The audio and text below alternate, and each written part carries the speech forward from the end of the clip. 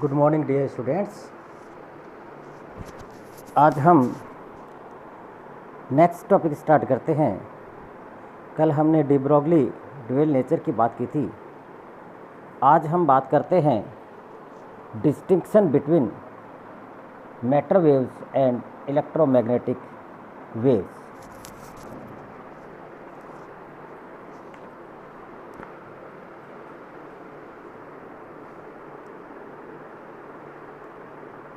यहाँ यह बात ध्यान रखने की आवश्यकता है कि पदार्थ की वेव्स इलेक्ट्रोमैग्नेटिक वेव्स से बिल्कुल डिफरेंट होती है।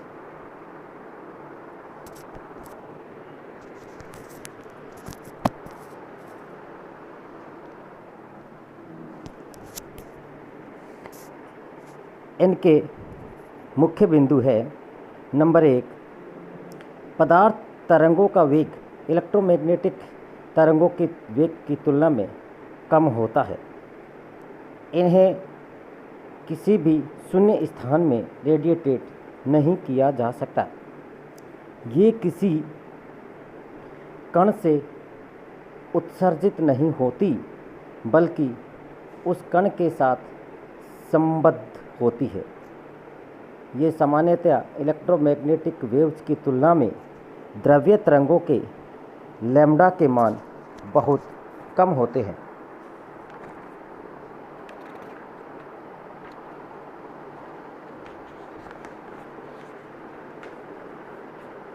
अब हम बात करेंगे डी ब्रोगली समीकरण की उपयोगिता।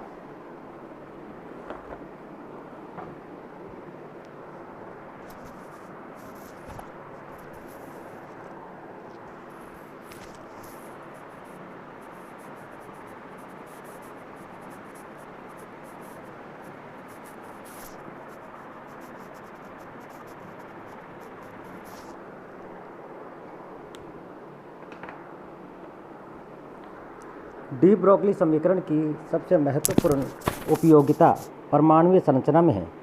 बोर ने अपने परमाणु मॉडल में जो पोस्टुलेट्स दिए थे, उनमें से एक पोस्टुलेट ये था कि इलेक्ट्रॉन का कोणीय संवेग अर्थात एंगुलर मोमेंटम h/2 पाई का इंटीग्रल मल्टीपल होता है।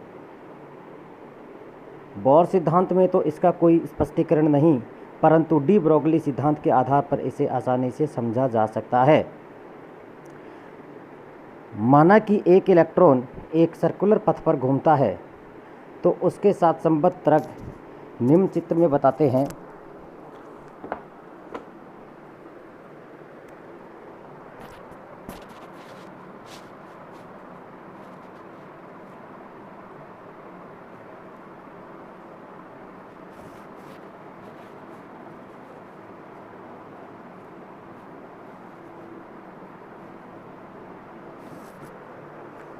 ये जो चित्र है, ये दिखाए गए हैं, जिनमें से पहला चित्र जो है ये वाला पहला चित्र आकृति या कला में निरंतर तरंग है, अर्थात वेव इन प्लेन है। तथा बी अर्थात ये वाला, ये बिना कला या आकृति के काटती हुई तरंग है, अर्थात इसमें जो वेव है वो आउट ऑफ प्लेन है। स्पष्ट है कि तरंग उसी अवस्था में निरंतर रह सकती है जब उस वृत्त की परिधि अर्थात सर्कमफेरेंस का मान उस तरंग की लैम्ब्डा का कोई पूर्णांक गुणज हो, अर्थात 2 पाई r = n लैम्ब्डा।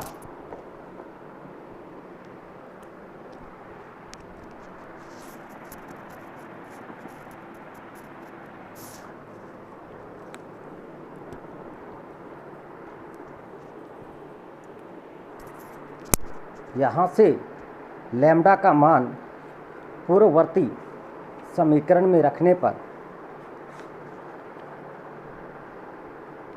पूर्ववर्ती समीकरण था डी ब्रोगली का सिद्धांत lambda = h/mv।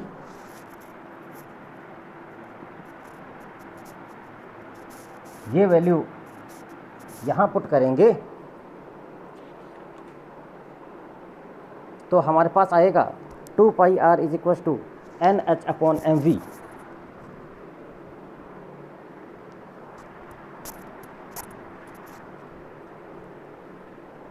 To pi r is equal to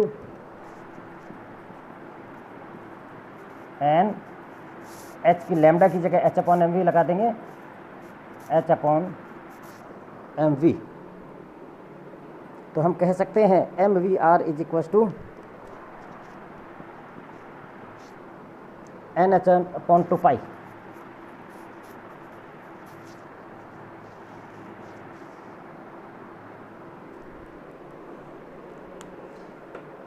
यह समीकरण नंबर नेक्स्ट दे दीजिए। जैसे ये समीकरण नंबर 5 थी, ये 6 है, तो ये 7 हो गई। यही बोर का एक पोस्टुलेट्स है। यहाँ पर हमारा डी ब्रोगली का जो द्वैत प्रकृति का सिद्धांत है वो ख़त्म हो गया। अब हम बात करेंगे हाइजेनबर्ग के अनिश्चितता का सिद्धांत।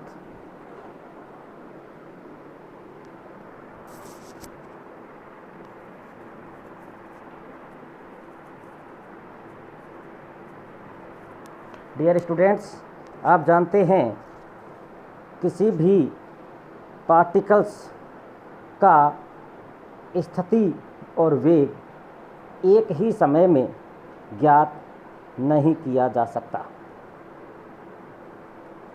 किसी भी पार्टिकल्स का स्थिति और संवेग एक ही समय में ज्ञात नहीं किया जा सकता, जिसको हम हाइजेनबर्ग की अनिश्चितता के सिद्धांत में पढ़ेंगे।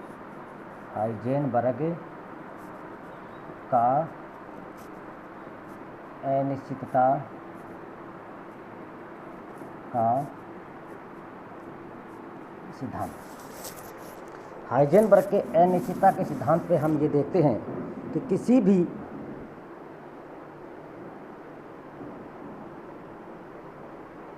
किसी भी इलेक्ट्रॉन्स या किसी भी पार्टिकल्स का स्थिति और संवेग एक साथ ज्ञात हम नहीं कर सकते। यदि उसकी हम स्थिति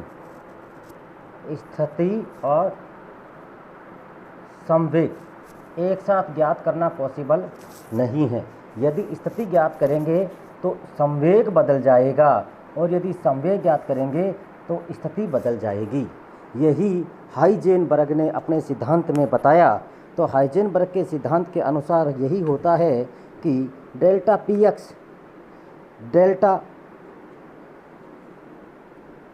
एक्स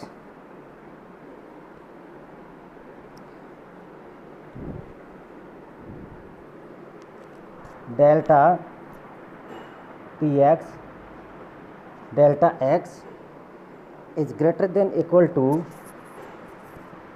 एच अपॉन 4 पाई।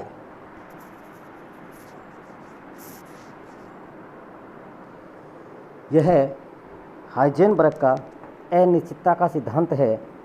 इस सिद्धांत को सन 1927 में वर्नर हाइजेनबर्ग ने दिया था। तो हमारे इसी टॉपिक में चलते हुए हमने हाइजेनबर्ग के अनिश्चितता का सिद्धांत तथा डी ब्रोगली का द्वैत प्रकृति सिद्धांत पढ़ा है। अब नेक्स्ट टाइम हम बात करेंगे एटॉमिक ऑर्बिटल्स की। तो आप लोग कंटिन्यूस बने रहें और चैनल को देखते रहें। आपका भविष्य उज्जवल हो। धन्यवाद।